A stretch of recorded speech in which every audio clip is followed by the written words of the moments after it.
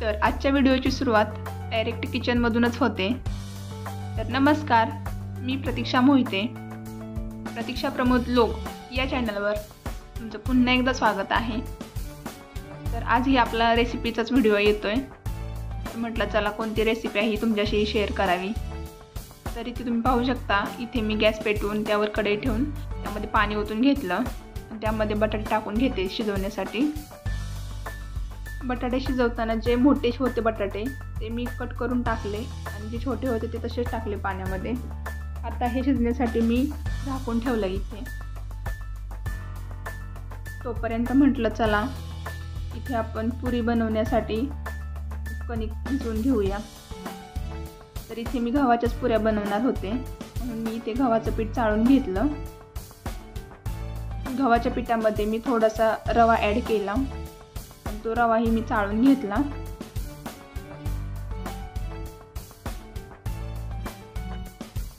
आता हे मळताना मी याच्यामध्ये थोडंसं गरम तेल टाकलेलं आणि चवीनुसार मीठ टाकून घेतलं आणि जसं पाणी लागेल तसं थोडं थोडं पाणी घेऊन व्यवस्थित मळून घेतली कणिक।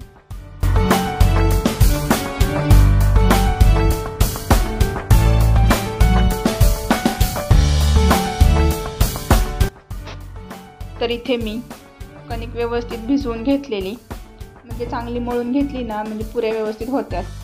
आणि असा मी गोळा बनवून घेतला लास्टला आणि ते थोड्या वेळ आपल्याला 15-20 मिनिट तसंच भिजवून द्यायचे। तोपर्यंत म्हटलं चला इथे आपण भाजीची तयारी करूया। गॅसवरती आपले बटाटे पण शिजत होते, तोपर्यंत म्हटलं मसाला बनवायला घेऊया। तर इथे मी 4 कांदे घेतलेले आणि 1 टोमॅटो घेतलेले याच्यामध्ये।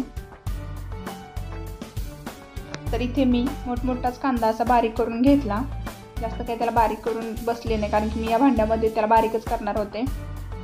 तर आता याच्यामधून मी कांदा बारीक कट करून घेणार आहे। तर इथे आता कांदा टोमॅटो बारीक करून झाल्यावरती आता मी इथे गॅस बंद केलेला आणि बटाटे थंड करायला ठेवलेले। ते मी 2 ते 3 वेळा शिजलेत का चेक केलेले, तर चांगले शिजलेले बटाटे। आता हे सर्व शिजलेले बटाटे मी एका ताटामध्ये काढून घेतले। आता ते त्याची साल काढून घ्यायची होती मला। तर इथे मी सर्व बटाट्याची अशी साल काढून घेतली।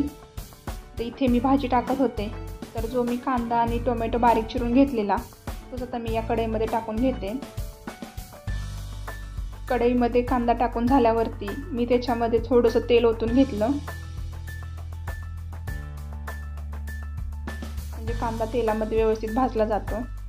तर कांदा व्यवस्थित भाजला की मी त्यामध्ये टोमॅटो हे ॲड केलं।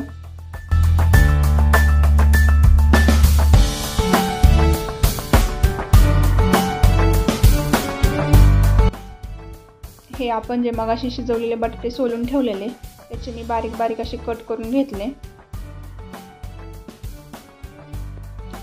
तर आता तुम्ही इथे पाहू शकता, इथे कांदा आणि टोमॅटो व्यवस्थित भाजलेलं। मग मी याच्यामध्ये थोडासा कढीपत्ता अगोदरच टाकायचा होता, पण ते माझ्याकडून राहिलेला, मग मी नंतर ॲड केला याच्यामध्ये। आता कढीपत्ता वगैरे व्यवस्थित भाजल्यावरती मी बाकीचे जे मसाले होते ते याच्यामध्ये टाकून घेतले। याच्यामध्ये मी थोडीशी मोहरी, जिरे, हळद, अद्रक लसूण पेस्ट टाकून घेतल्यावरती ती व्यवस्थित भाजून घेतली।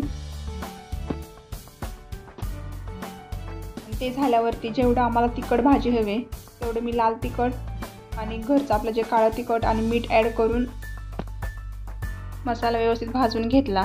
आता मसाला भाजला होता इथे, तोपर्यंत मी हे जे बटाट्याचे बारीक बारीक कट करून घेतलेले ते ह्याच्यामध्ये टाकून घेतले।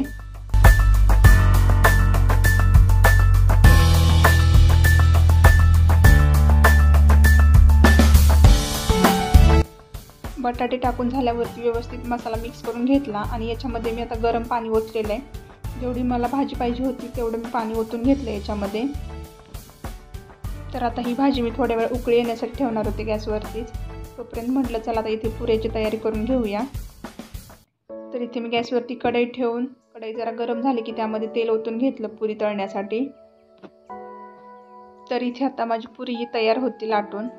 तर म्हटलं तेल गरम झाले की नाही चेक करावं, तर तेल गरम झालेलं। आता त्या गरम तेलामध्ये मी या पुरी टाकून घेतल्या। तर अशा प्रकारे मी इथे अशा सर्व पुऱ्या मी लाटून घेतल्या। मी एकदमच 2 ते 3 पुऱ्या लाटून ते एकदमच तळत होते। तर इथे माझ्या आता सर्व पुऱ्या इथे लाटून तळून झाल्या होत्या।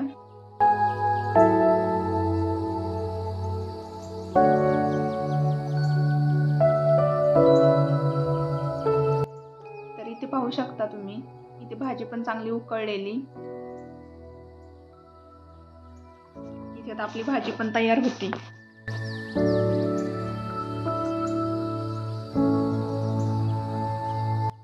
तर इथे माझी भाजी आणि पुरी दोन्ही रेडी होतं.